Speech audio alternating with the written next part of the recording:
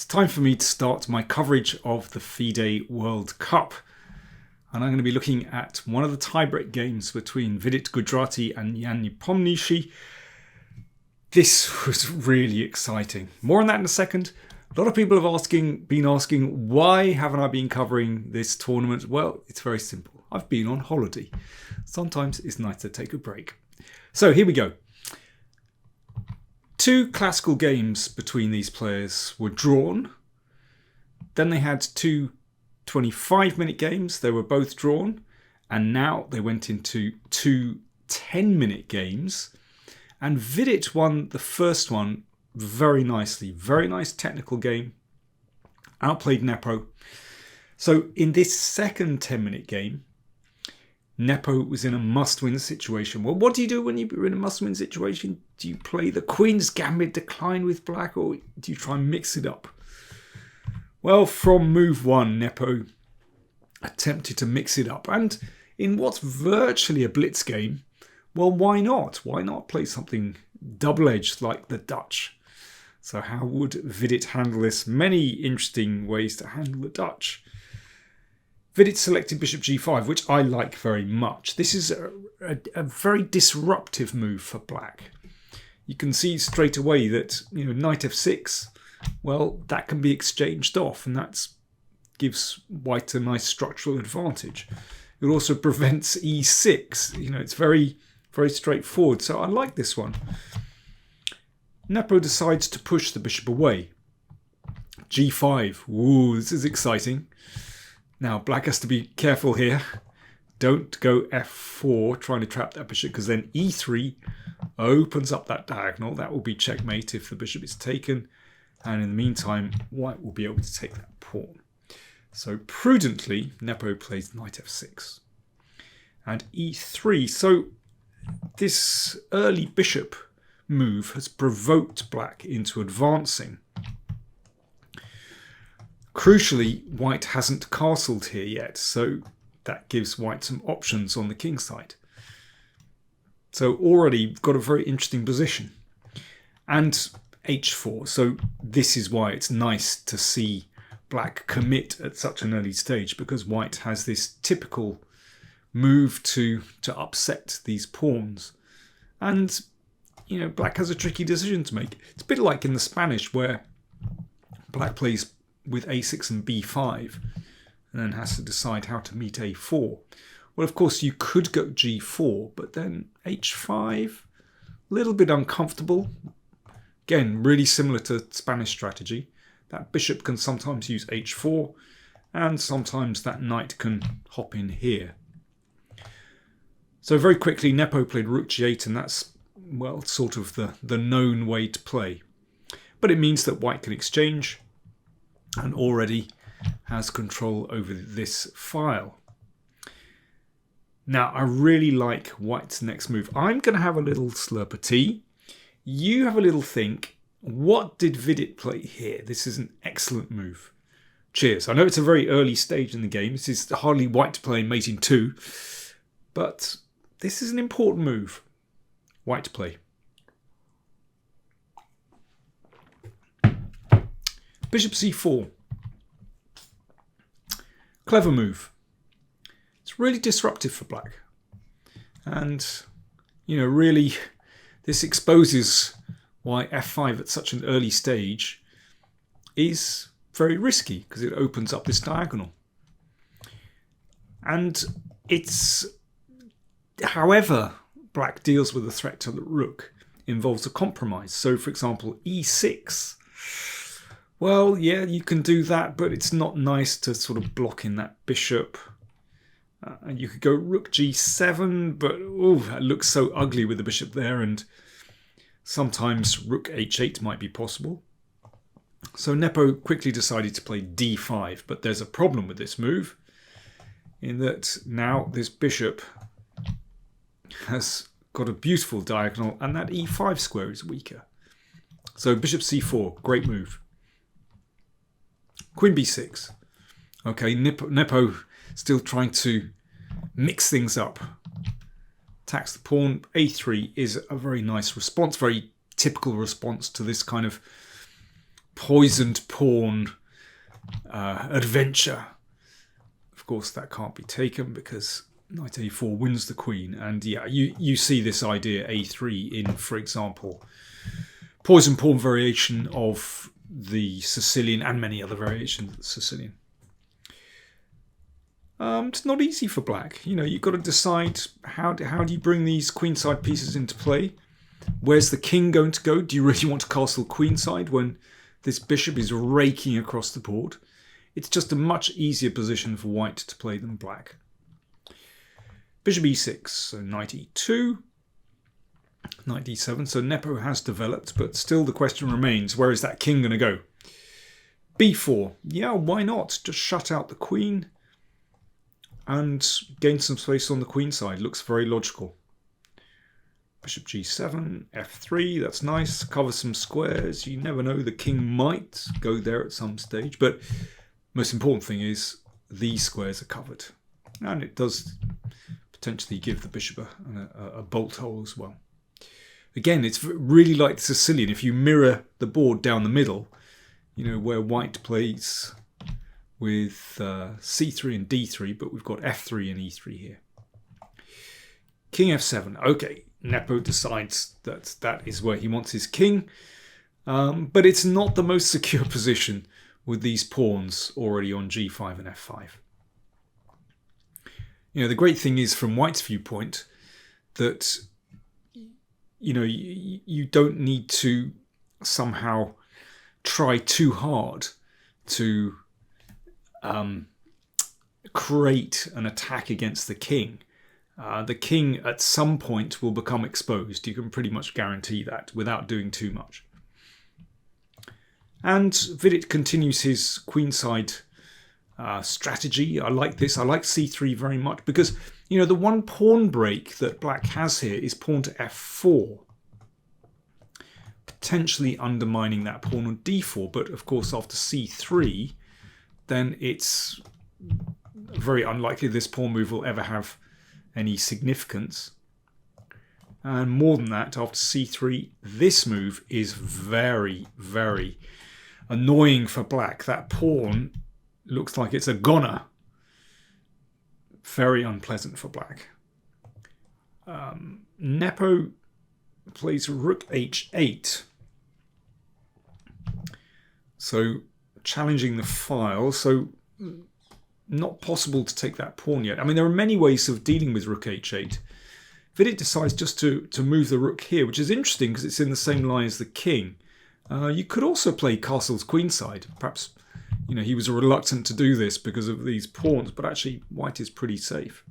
But rook f1 looks very sensible to me, considering that the king is opposite the rook. Makes it very difficult for black to break things open. And that the point is, at the moment, this rook has no entry squares on the h-file. And this threat is still a massive problem for black. I don't think you really want to put your king here on the same diagonal. It's asking for e4 or g4 at some stage. So a5, that's a tricky move. So it's not possible to take that pawn because the a-file opens, and that's a very annoying pin. So b5, but in any case, this is absolutely fine for white. And this knight actually finds a nice spot where it's looking at b6. And now, of course, c5 will be met by bishop takes pawn. You can take the pawn without any difficulty. So Nepo has to take here, which positionally isn't beautiful. This pawn is certainly a problem. And white now has more centre pawns than black. So let's see. Knight h5, pushing this away, and bishop f6. So a little rearrangement, but it's kind of shuffling the deck chairs a bit, frankly. Rook b1. So this rook targets this pawn, and now there's a threat to take on d7. This knight is a horrible piece. Can't go anywhere. It's a sitting target, and it's got to defend that pawn as well. So Nepo went rook a7. And I really like how Vidit plays this now. he doesn't just take the first pawn that's on offer, because actually that would free black's pieces to some extent. Instead, he plays c4. Very logical move. He's using that extra centre pawn to actually break through to black's king. And yeah, just gain a majority of pawns in the centre, which is a good thing. Knight g7. The knight shuffles back. The bishop is attacked. First of all, flicks in exchange on d5 and bishop g3. So still nothing doing for the rook on the h-file. And black still has enormous problems here. e6, well, at least that sort of stabilizes this pawn. But white has a number of very attractive options here. One could just go e4. I have to say that's very appealing with the rook on f1. But knight c3 played instead, but also looks very good. And the bishop comes back to a8. Bishop c4. So Vidit is just keeping control here. So that opens up the b file. So there's pressure there. And well, black's position really is very unattractive. Yep, split rooks, not good. That knight looks pretty bad. The bishop is just biting on that pawn on f3. And without playing spectacularly, Vidit just has an excellent position. And there's another reason for playing bishop c4 as well. Was opening that up, as we'll see in a second. So f4. Now this is where things start to get a bit rocky.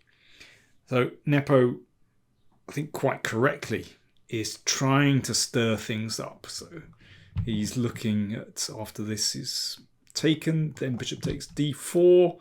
And remember, the white king is in the middle, can't castle. And the situation could spin round very quickly. So bishop f2. Yep, that keeps control. And rook h2. So Nepo finding counterplay. So this is getting tricky. The first half of the game was definitely all Vidit. But things are spinning now. What's going on? Bishop g1. Good move. There's no need to get involved in complications. Let's just make sure that pawn is protected. Rook c7. Oh, that's an interesting one. If that rook had moved, then, for example, knight b5, and that rook is just out of play. Dreadful position. So that's why the rook came to c7 instead of the rook moving. And bishop takes, rook takes, that could get messy. Suddenly things looking a little bit tricky, but Vidit comes up with an excellent reply. Knight b5. So now there are two rooks hanging, and of course the queen defends the bishop. So if rook takes, there's no need to play queen takes. You can actually play knight d6 check. So rook h1. And Vidit just takes that exchange. So now he's the exchange up. In some ways, getting rid of that rook has been of benefit to black. You know, this queen is a little bit more active. Got to watch out for it coming down here. There's sort of a pin there. So it's tricky. I would be tempted just to play e4 to keep things absolutely closed. But I can see that Vidit was really anxious to exchange off that active rook. So that's why bishop f2 was played. Rook h2, and Nepo very keen to keep that rook. Rook c1. So that defends the queen and now threatens bishop takes pawn check. So the queen moves. And bishop g1. Okay, they're sort of going around in circles a little bit. And the rook came back. And now Vidit took on f4. So are things... is this just getting a little bit too messy? So we've got both kings lacking a little bit of cover. Certainly not a lot of pawn cover. So pawn takes pawn. And bishop f2. Vidit still really wants to exchange off that rook. That would make life a lot easier. And this is classic strategy. When you're the exchange up, you want to exchange the minor pieces. If your opponent has a rook and a minor piece, then exchanging rooks is a big priority. So that rook went back to h2 and bishop g1. Of course, Vidit very happy to repeat. He only needs a draw. So the rook came back. And knight c3. The knight has finished its work looking at that pawn on b6 and now spins back into the game looking at two excellent squares on b5 and e4. So Vidit is still in control here. Knight f5. Okay. Nepo doing his level best to complicate matters. And knight b5. Attacking the queen, defending the pawn as well. Queen came back. So that's an achievement for Vidit. He's managed to push the queen back to a more passive square. Still got to watch out for that check though. Bishop d3. And that opens things up here. Good move. That queen could be very useful. And maybe looking to eliminate that knight as well. King g7. Nepo can't see a way forward. Yeah, I mean, one problem is that if that knight moves, then you have to take into account bishop g6 check. So king g7, that's why the king was just nudged to the side. But bishop f2 covers these squares. Of course, e3 covered already, but covers g3. Rook h2, and here is where Vidit really takes control. Queen c8, that's a very nasty move. Targeting the bishop and targeting that lame knight on d7. What a poor piece. It's always had problems in this game. It just can't go anywhere very active. And the queen looking really menacing. So the rook had to come back. Attacking the queen, and it just came back to c7. So Vidit has succeeded in dragging that rook back, and the queen still stands excellently on the 7th rank. Bishop d5. Hard to say what that move is doing, but you know, the bishop is a little bit more active, but Nepo is struggling here. And okay, here's your chance to play for Vidit. White to play. There is certainly more than one good move in this position, but what did Vidit play? You have a think. How would you play here with white?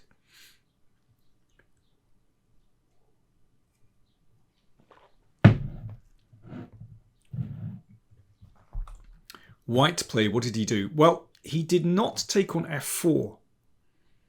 Because, I mean, this is probably good for white, but there's a little bit of counterplay. You never know. I don't know. It could get messy. Instead of grabbing that, you know, a pawn, instead of grabbing material, Vidit plays king d2. Now, this makes so much sense. The king's safe when this pawn is still on f4. And it connects the rooks. Yes, very important. You connect the rooks. So he controls the c-file, but if he can play his rook to h1, then he'll eliminate counterplay, and this rook just will have nowhere to go, and suddenly he can start to attack the king. So the rook came to h2, still looking for counterplay, but now bishop takes, pawn takes, and that rook came to e1, attacking the queen, and this is looking desperate. Now in this position, a typical Dutch position, because in such cases, you want to put that pawn back on f7 to cover the king. But no, I'm afraid it's too late. And this is so often the problem with the Dutch. You play the pawn forward in the opening, but later on, the black king feels the heat along the 7th rank and sometimes along this diagonal as well. So where can that queen go? If it goes to f7, then knight d6 just continues the agony. If it goes to d8, well, of course, white would exchange in a flash. And again, the 7th rank is fatally exposed. So bishop e4, a randomizer from Nepo. I mean, they didn't have so much time left, but Vidit certainly had enough to just keep all the tactics under control. He doesn't take it. He doesn't need to. Again, great restraint from Vidit. Keep it simple. Don't give black a sniff of counterplay. I really like knight d6. Threatening to take on f5, among other things. Certainly a lot safer to take on e4 with the knight on d6. Queen e6, looking for counterplay, but not good enough. Pawn takes bishop, so now Vidit is a rook up. The check can just be met by rook c2.